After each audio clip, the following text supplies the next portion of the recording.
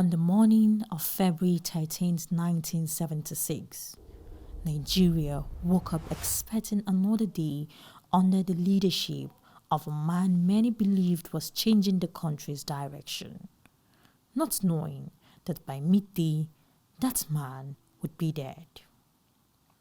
His name was General Murtala Muhammed, head of state of the Federal Republic of Nigeria, bold, blunt, uncompromising. And in just 200 days in power, he made more enemies than most leaders do in decades. This is not just the story of how he died. This is the story of why. Murtala Muhammed was born in Kano in 1938, a soldier shaped by discipline, fire, and speed. In the Nigerian army, he earned a reputation for acting first and explaining later.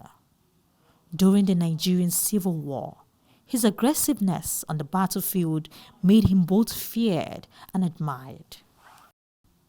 Within weeks, Murtala Muhammed retired thousands of civil servants and senior military officers. No long explanations, no committees, just action. Market traders, students, workers, to the masses, he was a hero. To the elite, he was a threat. Corruption to Murtala Muhammed was not a future problem. It was an immediate enemy. Thousands of civil servants, judges, and senior officers were dismissed for corruption, inefficiency, or abuse of office. There were no drawn-out trials, no political bargaining. Public office, he insisted, was not a private inheritance. In 1976, Murtala Muhammed announced a decision that will reshape Nigeria's future: the relocation of the nation's capital from Lagos to Abuja, a neutral city centrally located, designed to belong to no ethnic group, no region, no elite. He would not live to see Abuja built. But Abuja stands today because he imagined it first. Murtala Muhammed believed Nigeria must never appear weak at home or beyond its borders. He rejected foreign interference in African affairs and took bold positions against apartheid and colonial control, supporting liberation movements across southern Africa. Under him, Nigeria spoke loudly. Africa listened, and global powers took note. Friday, February 13, 1976, against security advice, General Murtala Muhammed insisted on driving himself to work. No armored car, no heavy escorts.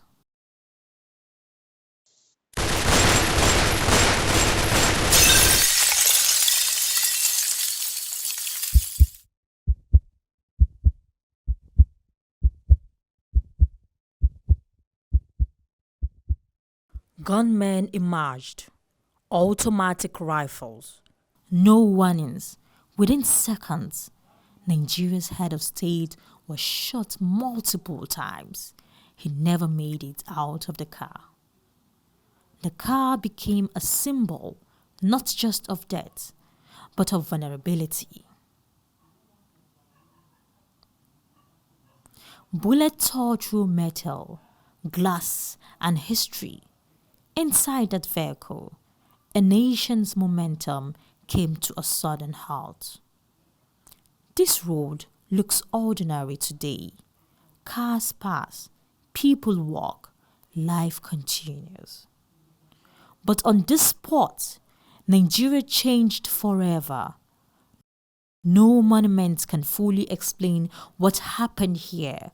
No plaque can capture the silence that followed this gunfire. Within hours, the radio announced the unshakable. For the family, there was no state power, only grief. The coup was led by Lieutenant Colonel Bukar Shukar Dimka. His broadcast accused the government of betrayal and injustice, but the coup failed. Within days, Dimka and other conspirators were arrested, tried, and executed.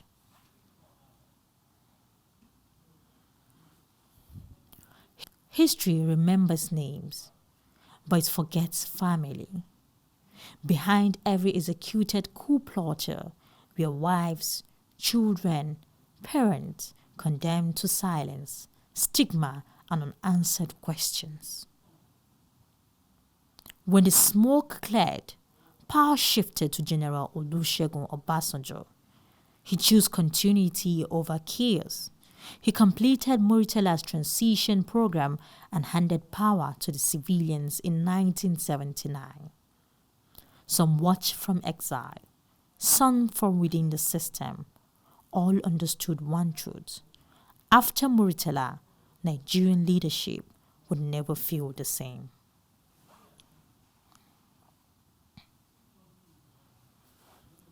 Murtala Muhammed ruled for only 6 months, but his shadow stretches across decades.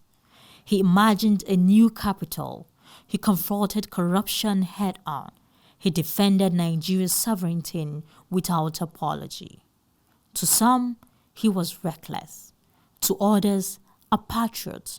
To history, a reminder that change moves fast and enemies move faster. He died as he lived, in motion, unprotected, uncompromising. And Nigeria is still debating the cost.